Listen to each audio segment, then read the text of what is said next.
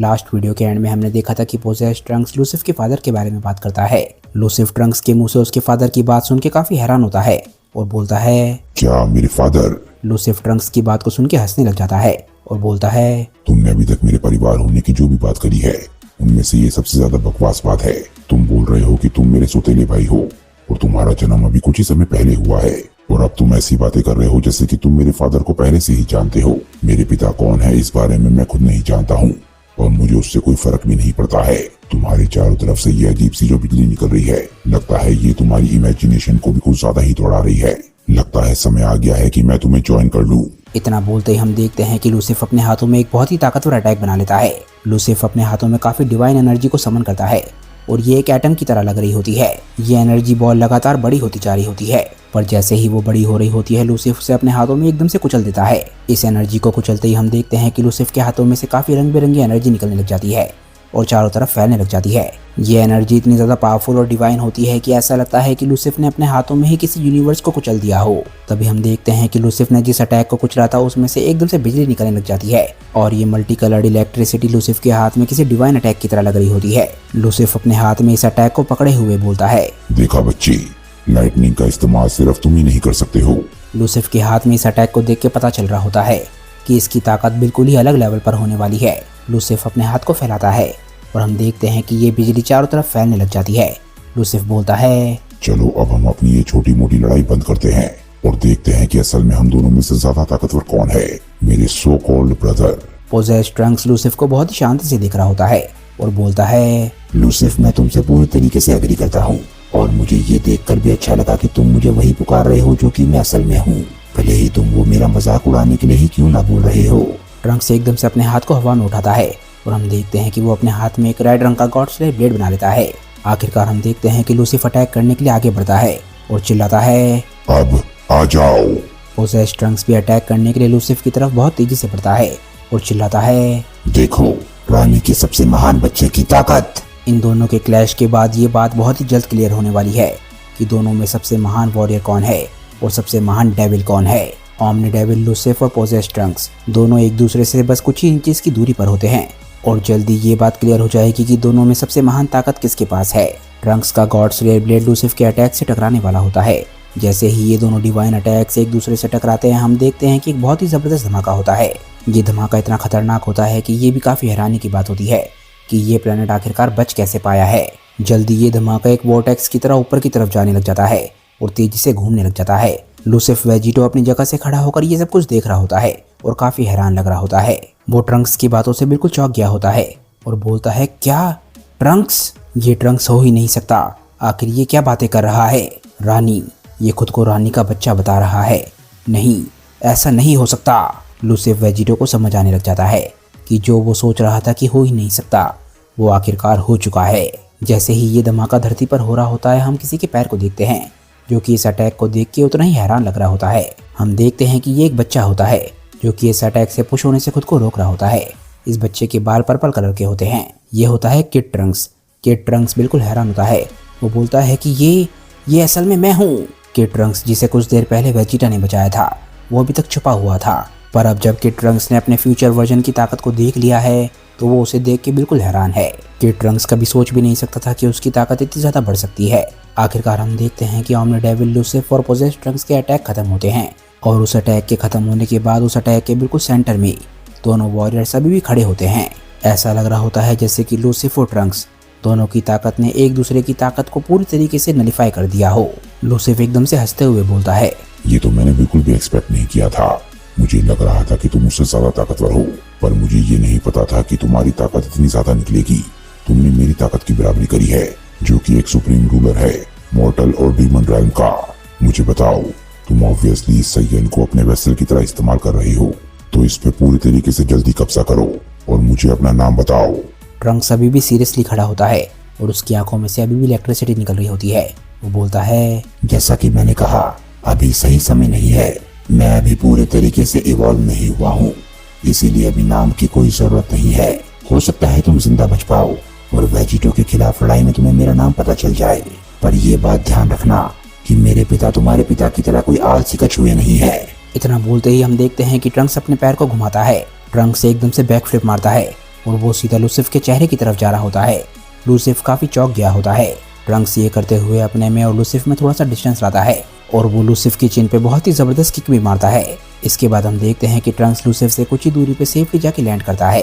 Trunks इसके बाद हंसता है और बोलता है, हाँ, अभी मुझे डर है कि तुम्हें जीतने के लिए एक बहुत ही लंबा सफर तय करना होगा मेरे प्यारे लूसिफ, क्योंकि अभी तो मैं यहाँ पर बचा हुआ आखिरी फाइटर भी नहीं हूँ। ये बोलते बोलते हम देखते हैं कि ट्रंक्स अपना सर घुमाने लग जाता है और पीछे की तरफ कर रहा होता है। ट्रंक्स एकदम से हंसने लग जाता है और बचे हुए तीनों वॉरियर्स को पुकारता है। वो बोलता है, क्यों, मैं सही बोल रहा हूँ ना? तुम तीनों, क्या तुम तीनों बस वहाँ पे खड़े रह के देखने वाले हो, या फिर तुम मेरे साथ मिलकर तुम्हारी दुनिया को बचाने की कोई कोशिश करने वाले हो? ट्रंक्स किसी ज़ॉम्बी की तरह अपनी गर्दन को पूरी तरीके से 180 डिग्रीज तक घुमा लेता है। वेजिटा ट्रंक्स की बात को नोटिस करता है और बोलता है कि क्या ये हमसे बात कर रहा है? ट्रंक्स बोलता है, हाँ, मैं तुम तीनों डरपोकों से ही बात कर रहा हूँ। वेजिटा, गोकू और जिरेन तीनों एकदम से ही हैरान रह जाते हैं। तीनों को एकदम से समझ आता है कि ट्रंक्स बिल्कुल सही बोल रहा है। वो दुनिया की सबसे इम्पोर्टेंट लड़ाई में बिल्कुल चुपचाप से खड़े हैं। ये लड़ाई जो कि उनके ही मल्टीवर्स को बचाने की है और तीनों वॉरियर्स बिल्कुल शांति से खड़े होकर फाइट को देख रहे हैं। तीनों के पास ही ट्रंक्स के सवालों का कोई भी जवाब नहीं होता। तीनों को समझ आ जाता है कि अब समय आ गया है कि वो इस पोजेस ट्रंक्स के साथ लड़ाई को ज्वाइन करे और लूसिफ के खिलाफ पूरी यूनिवर्स को बचाएं। पर जहां हमारे हीरोज के मल्टीवर्स में ये सब कुछ हो रहा है, हम देखते हैं कि कहीं और ये सिर्फ एक शो की तरह देखा जा रहा होता है। हम देखते हैं कि एक क्रिस्टल बॉल के अंदर 3 एल्डर गॉड्स इस फाइट को देख रहे होते हैं, ज़ूस, हेडिस और एरीज। ज़ूस के चेहरे पर टेंशन दिख रही होती है। वो ये फाइट देख के काफी हैरान लग रहा होता है और बोलता है, आखिर इस मल्टीवर्स में चल क्या रहा है? जो शख्स खुद को लूसिफ पुकारता है वो आखिरकार अपने प्लान्स को पूरा करने में कामयाब हो गया है। वो दोनों रेल्म्स को मर्ज करने में कामयाब हो गया है और उसने एक ओमनी डेविल की ताकतों को भी पा लिया है। और उसके ऐसा करते ही एक डेविल और आ गया है जो कि उससे भी ताकतवर है। ये बच्चा वही है जिसे क्रोनोवा ने अलाउ किया है कि वो टाइम ट्रैवल कर सके। ज़ूस एकदम से पीछे की तरफ मुड़ के देखता है और बोलता है कि आखिर यहाँ पे क्या चल रहा है? बाकी सभी एल्डर गॉड्स कहाँ पर हैं? क्या वो लोग भूल गए हैं कि हमने किस बारे में बात करी थी? हेडिस ज़ूस के देखने से डर जाता है और बोलता है कि तुम मेरी तरफ मत देखो, मैं तो यहीं पर हूँ। हेडिस शांत होकर ज़ूस को समझाने की कोशिश करता है, वैसे अगर तुम सच में जानना ही चाहते हो तो वो लोग इस चीज़ को बहुत ज़्यादा लाइटली ले रहे हैं। शुरुआत में वो सभी लोग भी परेशान थे, पर उसके बाद उन्हें पोसाइडन के बारे में पता चला। हमेशा की तरह वो पोसाइडन बहुत ज़्यादा आलसी है, इसीलिए वो खुद फाइट नहीं करना चाहता। तो उसने एक वॉरियर को रिक्रूट कर लिया है जो कि उसके ही मल्टीवर्स से है, क्रेटोस, और बाकी सभी लोग भी अब उसी को फॉलो कर रहे हैं। अब ये एक खेल की तरह हो गया है कि कौन अपनी क्रिएशंस में से सबसे महान वॉरियर्स को बाहर ला सकता है। ऐसा लग रहा है जैसे कि वो लोग आपस में कोई टूर्नामेंट करवाना चाहते हों।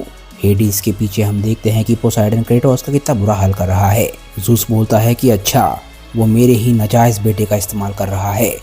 हमेशा की तरह पोसाइडन ऐसा ही है। क्या इन लोगों को नहीं पता है कि इनके वॉरियर्स के पास कोई भी चांस नहीं है? क्या ये लोग भूल गए हैं कि असल में हमने एल्डर गॉड्स की मीटिंग को क्यों बुलाया था? ये सभी के सभी बेवकूफ़ हैं। तभी हम एरिस को देखते हैं, उसका दिमाग थोड़े अलग तरीके से चल रहा होता है। वो बोलता है, शांत हो जाओ मेरी दोस्त। हाँ, दोनों रेल्म्स मर्ज हो चुके हैं और ये लूसिफ सच में हमारे लिए काफ़ी बड़ा खतरा बन गया है, पर उसकी ताकत उतनी महान भी नहीं हुई है जितना कि हमें लग रहा था कि हो जाएगी। मैंने सही कहा ना, यहाँ पर नौजवान हेडिस खड़ा है, वो उसे बहुत ही आराम से हरा सकता है जब भी वो चाहे। पर हम देख सकते हैं कि ये दूसरा मॉडल, ये अभी भी लूसिफ को बहुत ही खतरनाक टक्कर दे रहा है। और वो वेजिटो जिसके बारे में हम फिक्र कर रहे थे, ऐसा लगता है कि अब ये लूसिफ का ही नौकर है। मुझे अभी भी वही लग रहा है शुरुआत से जो मैं बोलता आया हूँ। सभी गलतियाँ जो कि हो रही हैं वो खुद ठीक हो जाएंगी। बैलेंस ऑफ पावर को मेंटेन करने के लिए ज़ूस अभी भी कुछ नहीं बदला है। ज़ूस एकदम से सोच में पड़ जाता है। एरिस की बात उस पर इम्पैक्ट कर रही होती हैं।